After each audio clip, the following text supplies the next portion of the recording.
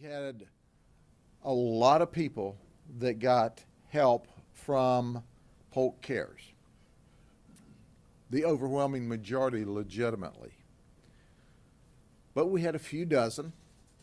I think we're up to 39 in addition to this that we're investigating, but none of that other 39, even though they've submitted documents, none of them actually received any money because of the great work and the checks and balances of Mr. Hallman, and we'll let the deputy county manager talk about that. But here's what we found. That Phyllis, who's the general manager, she, like Ebony Cheney, felt sorry for her, so she dummied up a letter so she could qualify for Polk Cares. Then that letter was duplicated through those that work at McDonald's that were to receive the money illegally. Well, howdy y'all.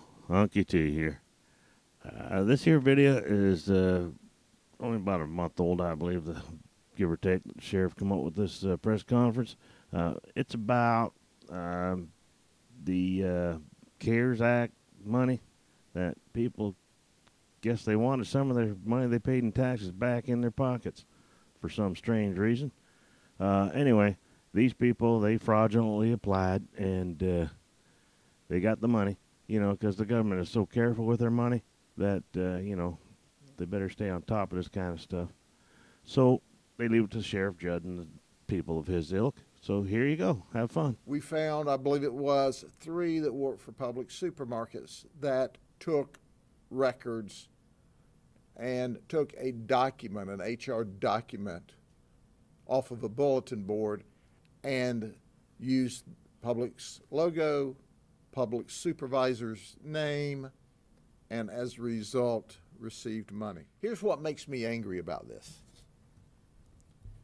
There are people, because there was a finite amount of money, there are people who needed the money the worst that didn't get the money because these folks stole and created fraudulent acts to steal.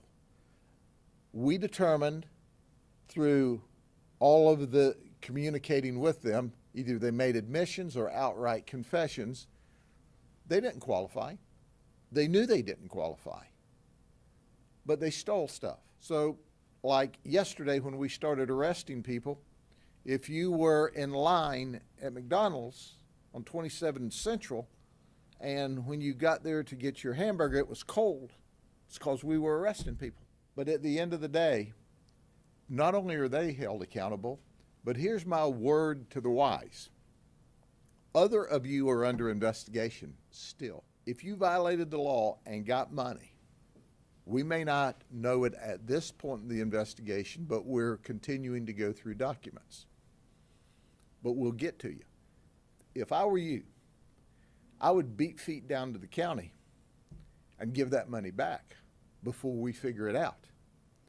Because see, if the county's got their money back, then yeah, you may have some problems, but certainly you can go before the courts or the judges and say, hey, you know, I made it right. I shouldn't have done what I did. These folks are charged with a litany of charges. They're charged with scheme to defraud, grand theft. Phyllis is charged with cheating, they're charged with criminal use of personal identification. And we've got examples of the corporate paperwork that was dummied up. We had paralegals from the literacy program, the literacy school over in the Winter Haven area. I want you to think about this for a minute. That's an oxymoron. The paralegals weren't very literate when they decided to forge documents to steal money. So you're not stealing from the government. You're stealing from the taxpayers. You're stealing from the good-hearted people that made this money available for those that are really, really struggling. And once again, some of those that were really, really struggling didn't get the money because these folks who had no right to the money stole it. The investigation continues. Certainly, we believe there are others that are complicit, but we also need the community's help. If you know of somebody, you can help speed this process along by giving us a call. But at the end of the day, we're going to do what's right. This COVID is no joke. People are suffering with the illness, and people are suffering because of the illness. No, people are suffering because of the overhanded and overreach of the government to steal your rights to your own private health care choices. And we are going to join with our Board of County Commissioners, the state and federal government, to make sure that we do all we can to help those that need the money worst and hold everyone accountable that's stealing, that's taking money.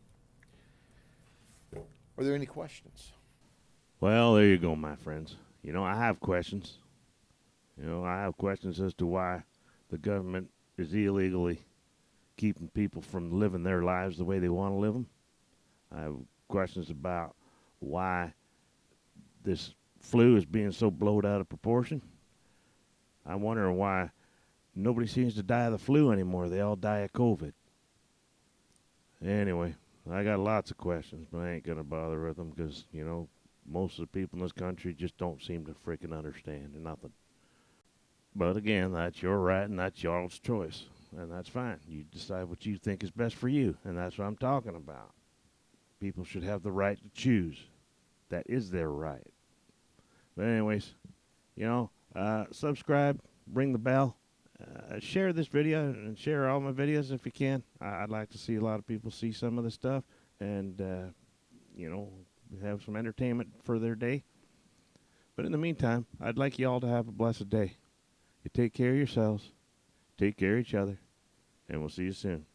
Bye for now.